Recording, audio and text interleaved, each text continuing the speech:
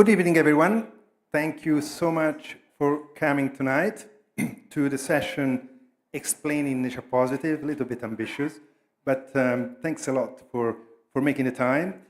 We learned from the last reception early in the week to serve drinks at the end, not at the beginning.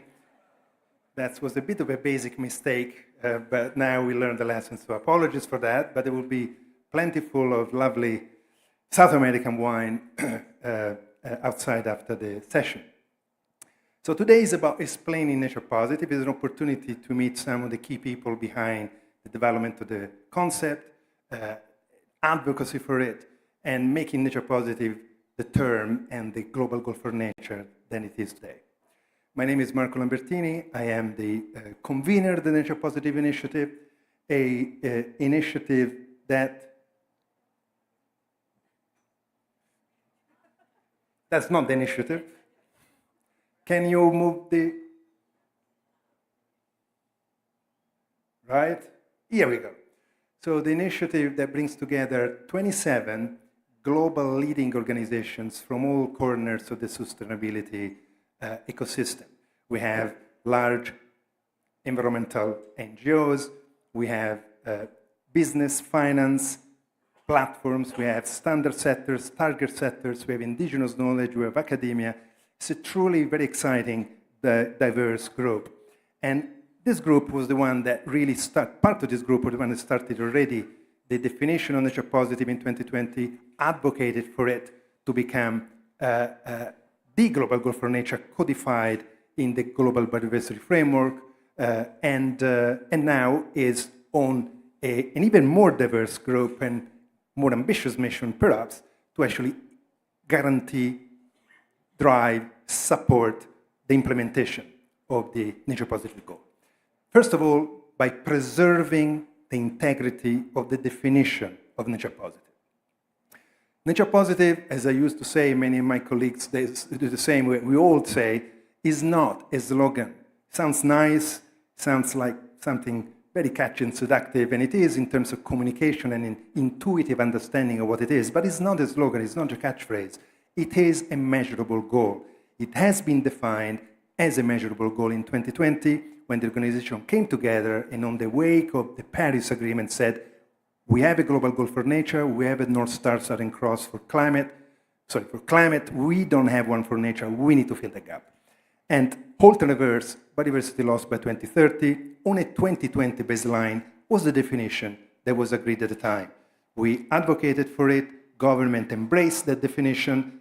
The definition is now in the mission of the Global Biodiversity Framework, setting a global ambition on nature, very ambitious, but also we know very necessary, because we know that unless we halt, meaning stop the destruction, and reverse, meaning support restoration, we are not going to build a safe future for all life on Earth, but particularly for humanity. So that's in a way, Nature Positive in a nutshell, but in very simple words means more nature by the end of the decade, 2030, than it started. And of course, the journey of Nature Positive doesn't stop at 2030.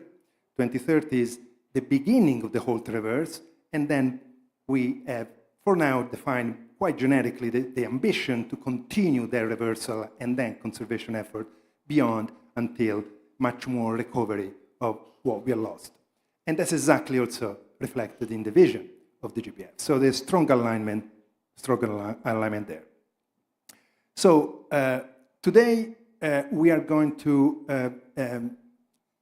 if you like, go through the narrative of Nature Positive using a number of speakers, but I want to start by inviting somebody quite special and somebody that we have known in different previous positions before, but now being quite recently appointed as the new, can I call you new still, Astrid, for a few months? The new Executive Secretary of the Convention on Biological Diversity. So it's my absolute pleasure to invite Astrid Schumacher to join me on stage and say a few words at the opening of this session.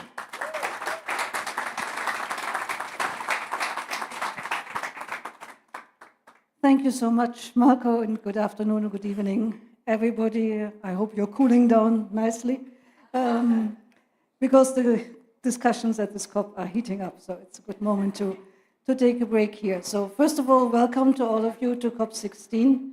It is in many ways a very special COP. It's called the COP de la Gente. You will very often have heard it. It's the COP of implementation, for sure. For me, it is also, in particular, the COP of acceleration and the COP of encouragement. And those are two very important words for me as we come here. And of course, we see the first thing that governments were asked to do, put in place national biodiversity strategies and action plans, and where not possible, put forward targets, has not worked to the fullest extent, let's put it that way. So we have now 2/3 of countries have put forward targets, but only 35 countries managed to conclude their national biodiversity strategies and action plans. That sounds initially disappointing, but it can also be a positive sign in the sense that when we had discussions prior to this COP, we understood that yes, not everybody, in fact very few, have made the deadline, but yes, everybody is working on their NBSUBs. And one of two factors that hold countries back, one is of course funding, but the second one is countries take this idea of being inclusive, of working with whole of society, as we call it in UN jargon, and working with across governments, they take it seriously. And that obviously takes time and requires a lot of compromise at the level of governments. It also, and in particular, means that all stakeholders need to push their way in, because governments don't know so well yet how to do these processes. And amongst all stakeholders, I think business has to be at the table as well. So what we've now seeing at this COP, in this mutual encouragement and uplifting discussion, is that we have to really look sector by sector who can contribute what to the discussion. And from my perspective as the very new secretary of the CBD Secretariat, so 3.5 months in the job, reaching out to business and working with business, we have not done so much in this convention. I think if you work on biodiversity, it's quite a history and quite a journey. It's for many still biodiversity for the sake of biodiversity, biodiversity focused on species protection, and biodiversity important for its spiritual value. And I think when we first met many, many years ago, this was also maybe the WWF narrative, was that don't put a value on biodiversity. We shouldn't make it a commodity. Nature, a commodity is horrible. It's the spiritual value that matters for people. And then we moved on, and then everybody talked about it as a commodity. And here at this COP, and that I find so exciting, these two things come together, because one of the big deliverables of this COP is about strengthening the voices of indigenous peoples and local communities, Afro-descendant communities, and all the knowledge they bring to the discussion, including their spiritual understanding of how to engage with nature, that we are part of nature, and that we cannot simply take from nature without giving back. Now, one of the key discussions at this COP, where this you cannot just take for free will crystallize, is the discussion around digital sequencing information. So in a nutshell, a company builds a business model on information taken from nature, and then should be giving something back to nature via putting money in a fund, and then that would be distributed to the guardians of the biodiversity in other parts of the world. Sounds complex, is quite complex, but we really hope to agree on this principle, just to have this little mindset shift settle in, that you have a thank you mechanism from nature, you cannot just take from nature, you need to give back. And that then applies across the board. Then we have concepts like regenerative agriculture, and of course we have concepts like being nature positive. Now, the biodiversity community being what it is, I think when they first heard the idea of nature positive, it was this is another new concept. It has not been defined, it has not been negotiated, it's probably greenwashing. And it may well be greenwashing. There may well be many that might want to use this concept and just say, we are now nature positive, and that's good, and they run with it. And that's not the way it should be. And also the other way it should not be is that the biodiversity community is a closed-up community. We cannot at the same time say we need all people on board and then not want to have discussions with the business sector, with the finance sector, and others. And the business sector cannot just sit on the fence and say, you know, we take care of climate change and biodiversity comes later when we fix the first thing. That's no longer a possibility. Business as usual, therefore, is also no longer a possibility. So we really have to come together. First of all, understand that biodiversity loss and climate change go hand in hand. A company, even if it was only concerned about climate change, would still need to do something about its nature impacts, because otherwise we are not even going to get close to the 1.5 target. But much more so, all businesses, and the biodiversity framework is quite clear about it, need to do more to understand how they depend on nature and how they impact on nature. So disclosure is crucial, but not disclosure for the sake of disclosure, but disclosure so that once you've understood, then you take action to mitigate. And then hopefully the finance sector kicks in and says, well, these business practices, maybe they should not necessarily be supported. So why is it that deforestation increases every year despite all the commitments? Because financing continues to go to companies that cut down trees no matter what and no matter where they are. So that has to change, and part of any change story is we need to know where we're going, we need to know from where we are going, and we need to know how to measure. And this whole discussion cannot carry on that it's too complicated to measure what the impacts are. And it can also not be that we have to have several more years of scientific panels to come up with dozens and dozens of new metrics. We have to just be pragmatic.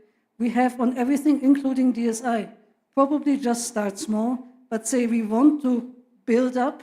We will get more sophisticated as we move along, but we need to start somewhere.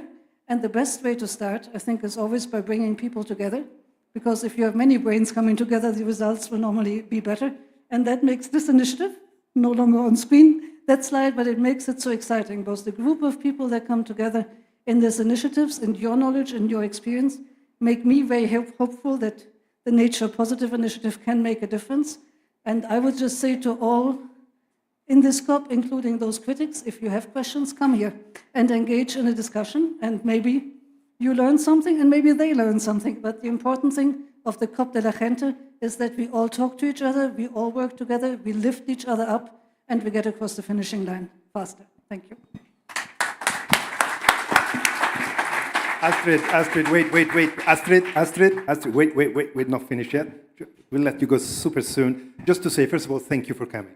I know, I can't even imagine how busy you are, super new, big COP in your hands, all about implementation. So really, we really appreciate you coming here. Really, really very much. Second thing, thanks for your wonderful speech. You can tell this lady is all about action and implementation, but particularly for mentioning the risk of greenwashing. And Astrid, this is exactly what we're all extremely sensitive about, the Nature Positive movement, and that's why we define Nature Positive as a measurable goal. It's not a nice fluffy word, it's a measurable goal against which everybody will be held accountable and recognized for the contributions. And for that reason, your point about metrics is so important to us as well. I'm telling you now something that you already know, but also for the audience. We as Nature Positive, and much beyond Nature Positive, with a number of inputs from many other organizations, we come up with a proposal of a very small initial minimum set of metrics that could help measure the state of nature, meaning measure the achievement of the GBF mission. It's out for consultation now. It's up to 9 metrics, 4 universal, up to 5 case-specific. So we are completely agreeing with you. We don't need to make it more complicated than already it is, but something that incentivizes companies, particularly but other players, to start the journey and get the confidence to start the journey towards delivering nature positive outcomes. So thank you again for coming, and looking forward to supporting you in your new mandate. Thank you so much.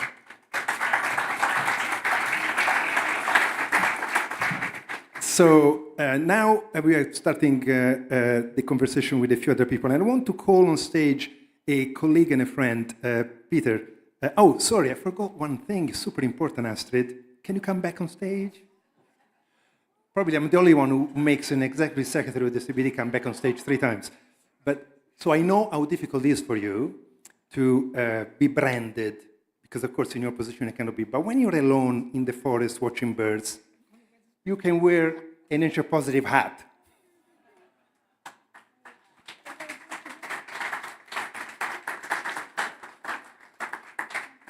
Thank you, Astrid. Thank you. Now, promise, this is the end.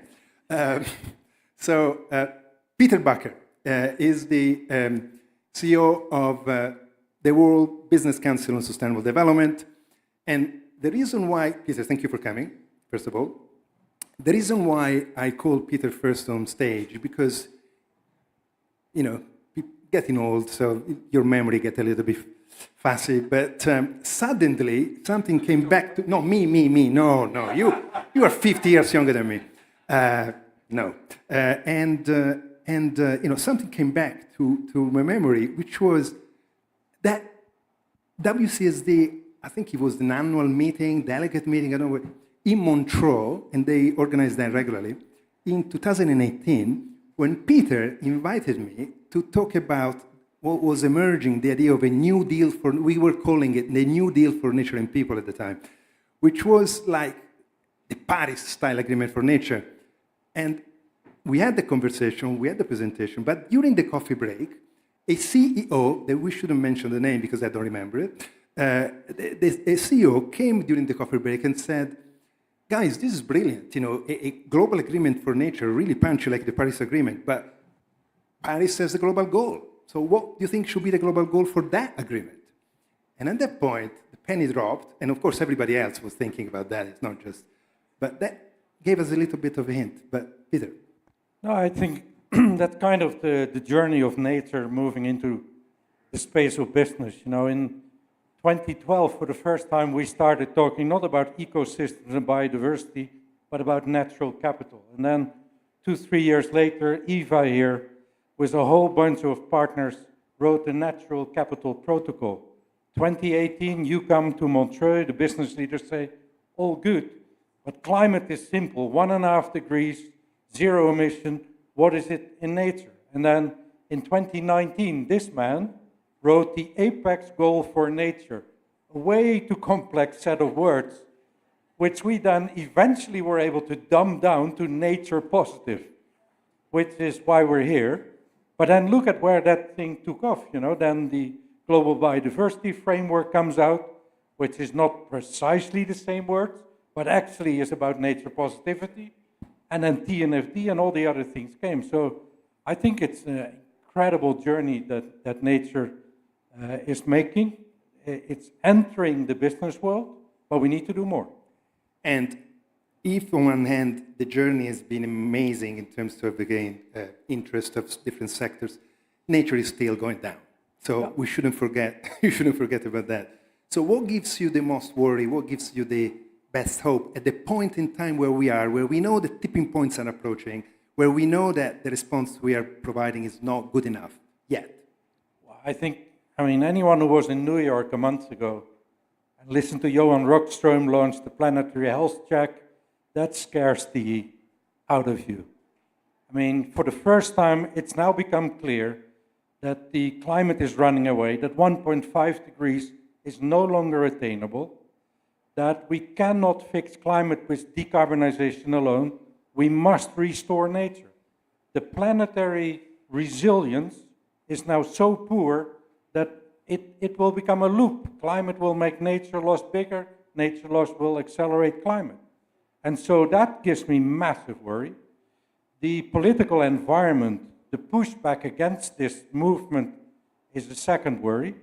And the thing that gives me hope in a strange way is the way that nature is screaming at us at the moment.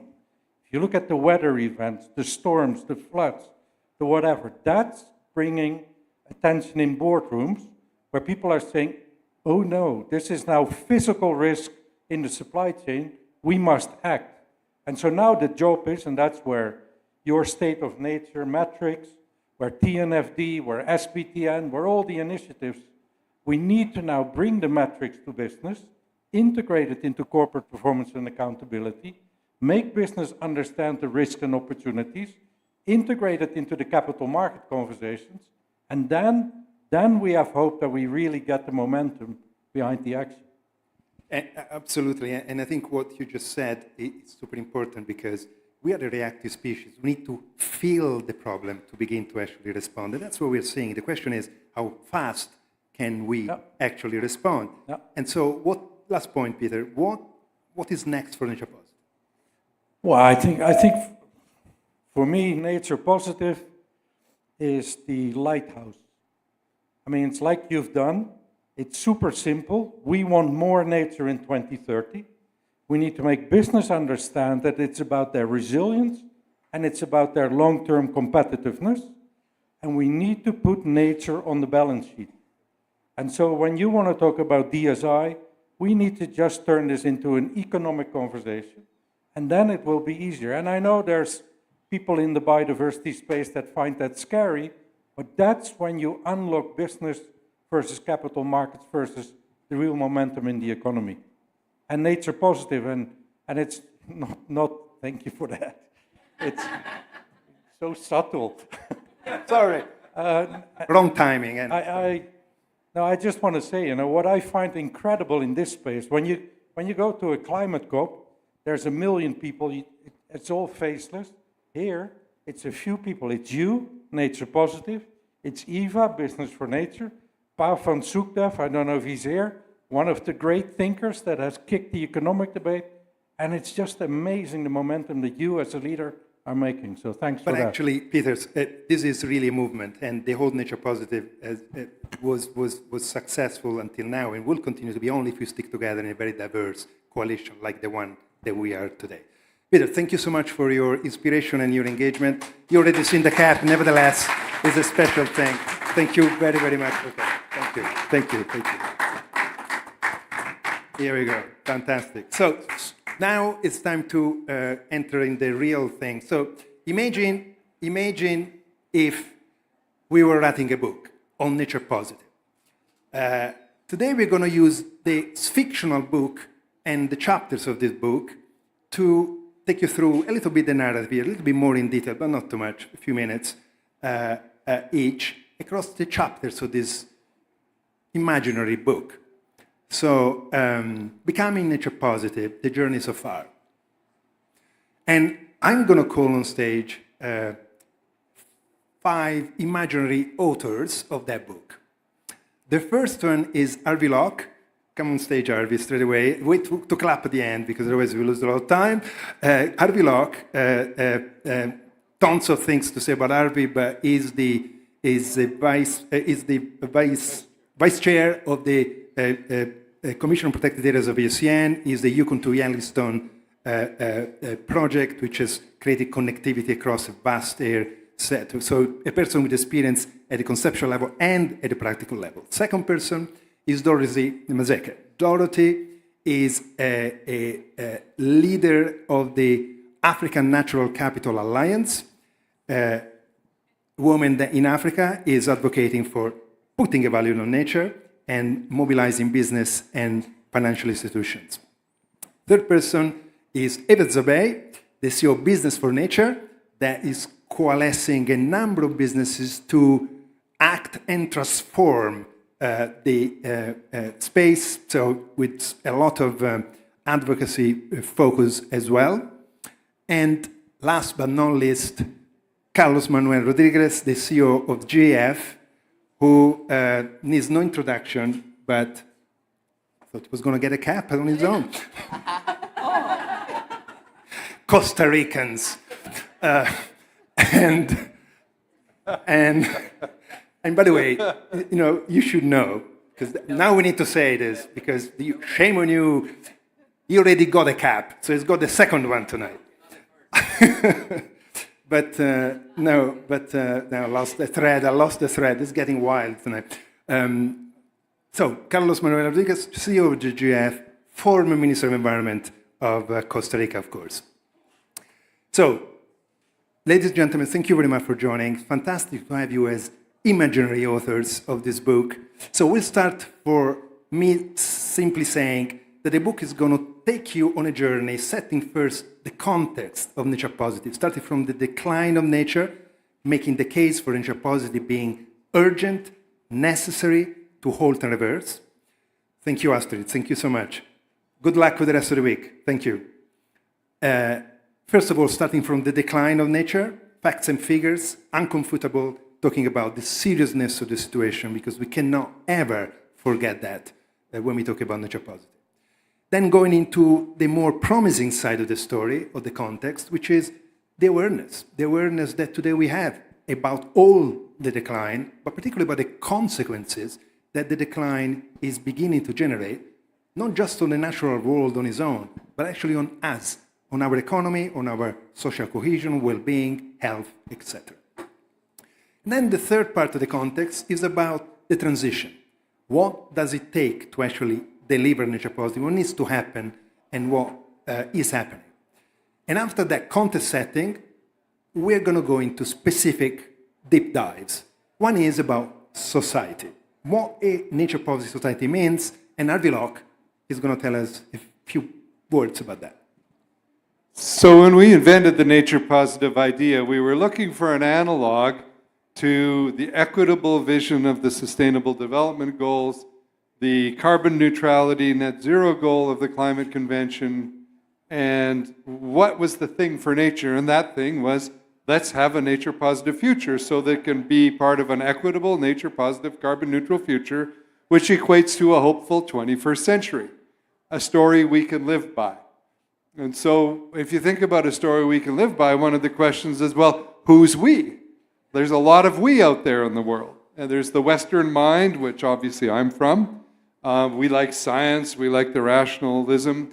Well, the Western mind is telling us that our relationship with nature is not working, it's broken, we have to fix it, or we're in deep trouble, for the reasons Peter said a little minute ago. Wow, don't buy real estate in Central Florida today. That kind of a problem. And then, so, well, if we imagine that, then we'd say, okay, well, we've done some nature positive things, so we can talk about that. But what we haven't done is set a nature positive direction for society. That's what's new.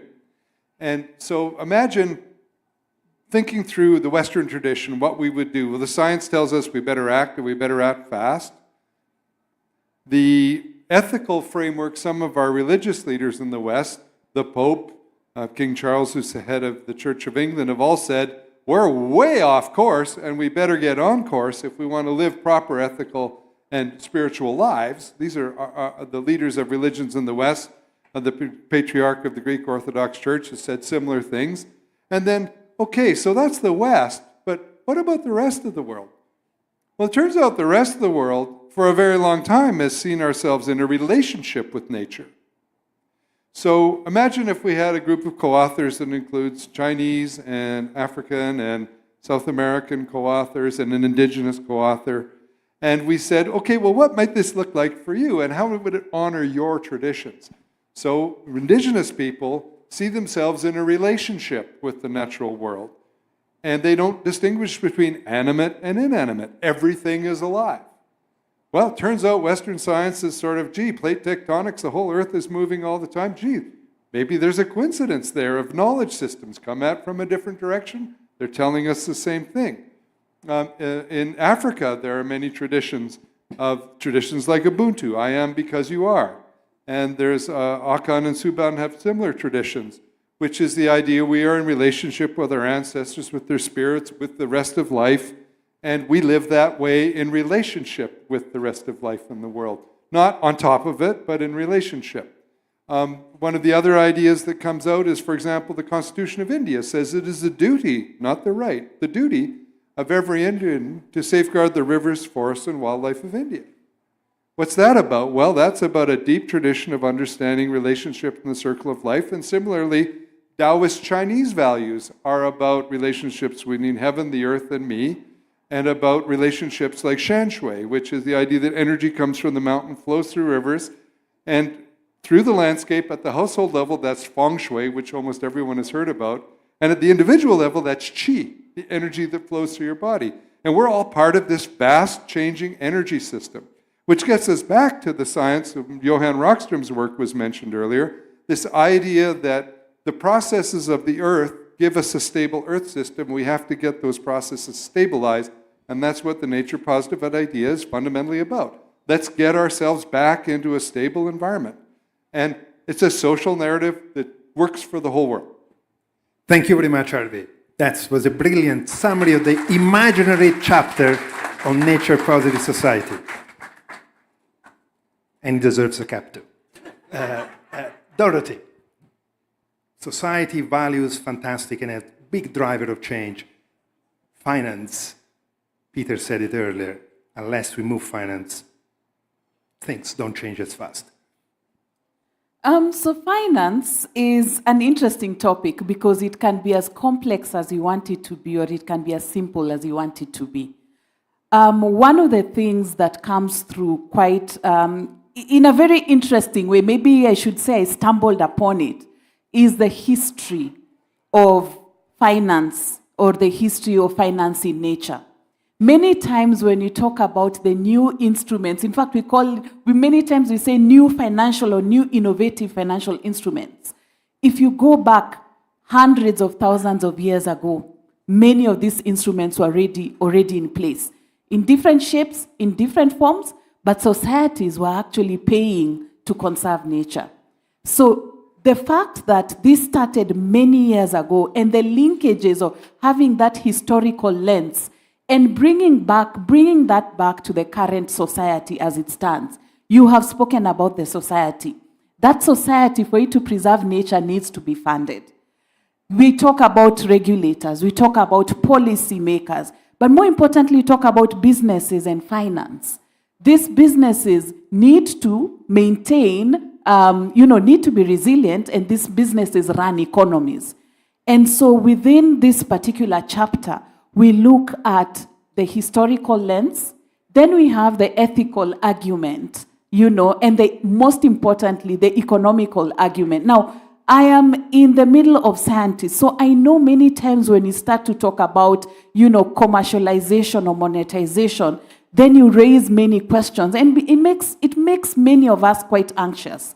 But the point that has been taken through, if many of you have sat through many of the sessions, this COP, an implementation COP needs to be funded. Nature needs to be funded. And that is a theme that is coming throughout most of the sessions.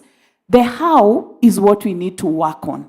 And so through this chapter, we look at the how that can be done. We look at, we get ideas from different parts of the world, from the historical lens, like I pointed out, from developed markets, how that can also be applied to developing, emerging economies, and how the cross-learnings can come through, because there are lessons to be learned from those developed markets and even through developing economies.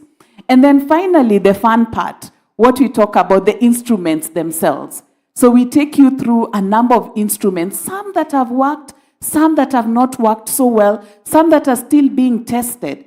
And then one thing that we bring through the chapter are different voices. We have Romy, who's giving us a couple of, many words. She's here. We have Tony, when you talk about the frameworks and the strategies. And so at the end of the day, we try to create a coherent picture of what it would take for nature to be financed and for nature to be financed resulting in a nature positive manner. Thank you. Exactly, Dorothy, thank you.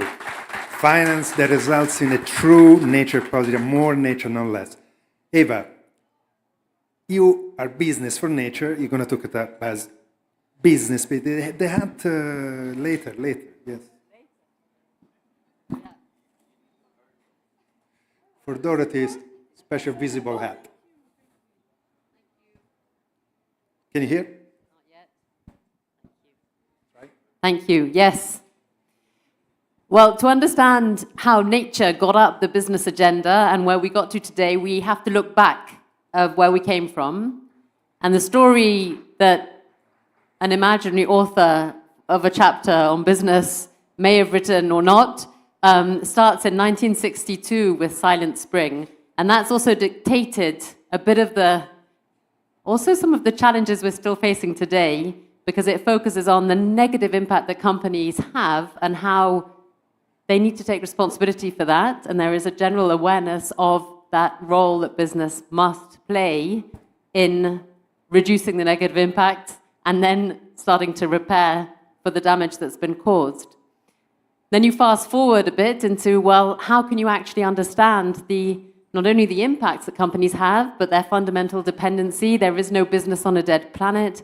How can we reflect that in measurement? How can we then start to embed that in traditional business processes, enterprise risk management, procurement, and balance sheets?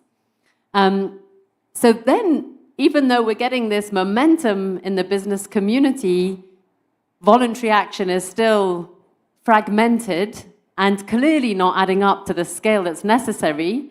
And so for that, the story continues to the Global Biodiversity Framework 2022, where we saw an unprecedented engagement of the business and financial community in calling for ambition with what is one of the most explicit pieces of multilateral agreement of what governments expect from business in how they not only act, but how they assess and disclose their nature-related impacts, dependencies, and risks. And so now we're at a point where we need to ensure that all companies are assessing, committing, and transforming their business models, sharing the information so that capital markets, regulators, investors, consumers can make better decisions. But ultimately, it's about all companies of all sizes, from all geographies, all sectors contributing to this global goal. We cannot now we know what the issues are.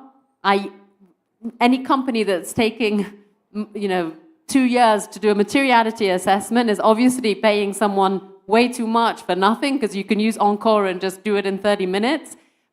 You should be, all companies should know their impacts and dependencies and get on with the no regrets actions, focus on how you can contribute to achieving this joint goal.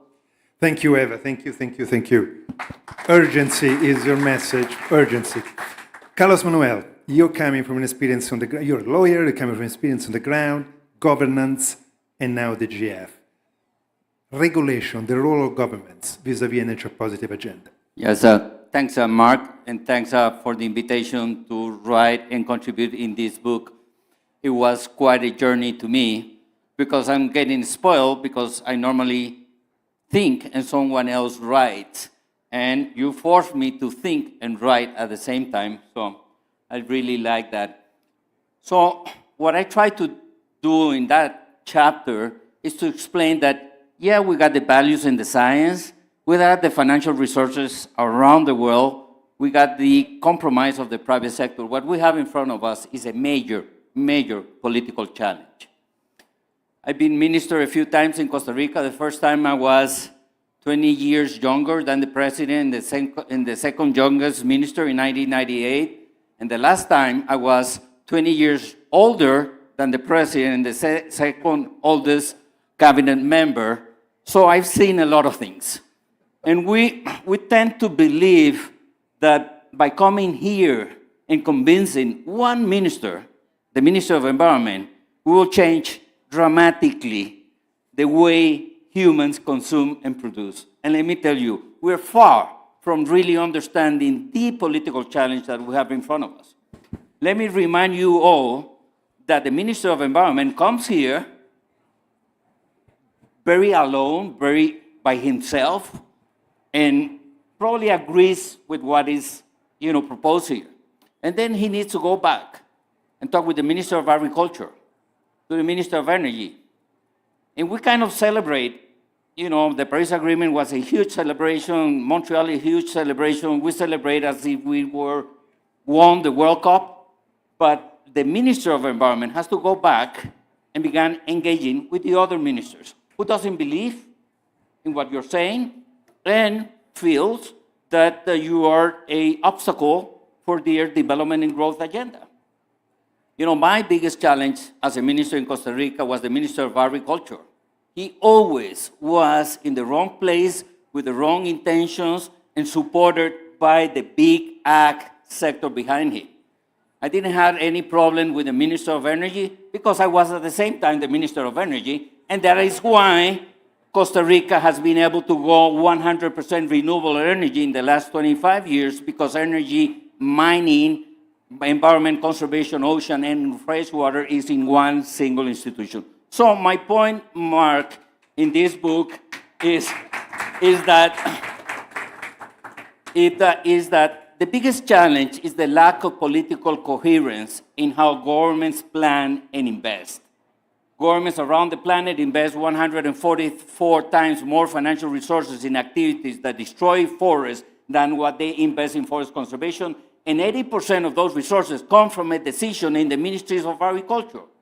and the Ministers of Agriculture doesn't know what an NBSAP is, and the Minister of Energy doesn't know what an NDC is. So how come we are going to achieve the 1.5 or the 30% or the nature positive if we don't understand that at the same time that we have a huge market failure, we got an even bigger failure on the institutional side.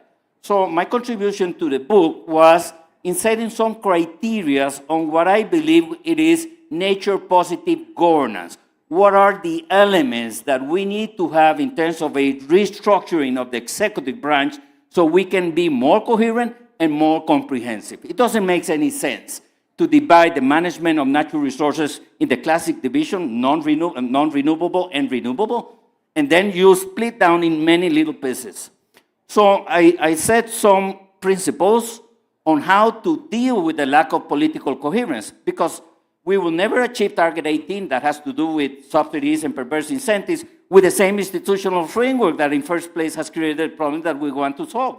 This is like, you're recognizing that you have a drinking problem and you will say, well, I will go from whiskey to beer, that will save my life.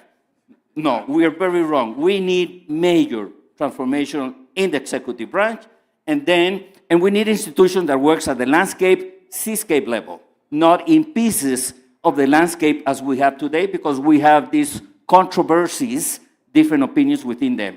And the final point is that as we help the executive branch to be organized in a way that we can achieve the 1.5 and the nature positive, we need to understand that the major structural reforms happens not in the executive branch, in national parliaments and national congresses. And nobody here is working there, setting the right condition for the private sector to be able to fully engage at the scale we wanted, because the private sector won't be there if we don't level the playing field by fully internalizing positive and negative externalities, by the big green tax reform and the new green accounting systems. All of those are elements that I put in a package in that chapter, and I hope that that can be a strong contribution to the book. Thanks. Thank you, Carlos Manuel. So, now the question is, after hearing these passionate, thoughtful speeches, do you think they should write a book on Nature Positive? It will be published in January, so look out, because they already did, and so it's going to be published in January, and so look up for that. And let me just again ask you to join for a big clap for these four wonderful people and the others that will be co-authoring the book. Thank you so much. Thank you, Arvi. Thank you, Dorothy. Thank you, Eva and Carlos Manuel. Brilliant. We are at the end. Yes, the drinks are already served there. So let me just conclude in a very simple way. First of all, if you're interested to join the conversation, if you're interested to join the movement, the Nature Positive Initiative is made of 27 organizations, the kind of the governance body of the initiative. But actually, there is a Nature Positive Forum open to anyone, any organization. And so if you want to join, there's no fee, no expiration date, only one commitment to Nature Positive. So please take a scan or go naturepositive.org online and join the forum. I'll let the last picture to be taken. Yeah. And finally, several mentioned metrics and the need to measure in a way, level playing field, accessibility. Well, we have right now a set of metrics, a draft proposal for a set of metrics that will aiming to create the level playing field so that we can strike the right balance between credibility, but also practicality, usability, accessibility, affordability, assurability, or universal metrics for nature, on top of which, of course, many other things, many other metrics are required, but at least we're creating the level playing field that increases, on one hand, accountability, but on the other hand, incentivize players to join the journey. So, join the consultation, provide your feedback, brutal, honest, because we want this set of metrics to be right, to help, not to be just an academic exercise. So with that, finally, drinks. So thank you so much for joining tonight. Thank you.